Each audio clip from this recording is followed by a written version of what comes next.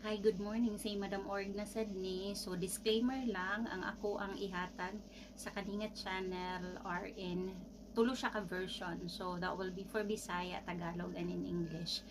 Karon, it is in Bisaya. So, i-Bisaya na ko siya. Disclaimer lang nga ang akong i-share is ang kanang mga simple nga base sa akong experience sa ako ang kinabuhi nga pagpanarbaho sa akong pagpanarbaho diri sa call center. So duha ka very basic nga ako ang natanawan nga kinahanglanon gyud nato if maghuna-huna ta nga musulod sa call center. So first is grammar, and then three basic rules that comes along with it. So kinahanglan na ana siya. So defined in English, so English Bisaya siya, and then I will dissect it para masabtan gyud siya og ayo sa mga Bisaya nga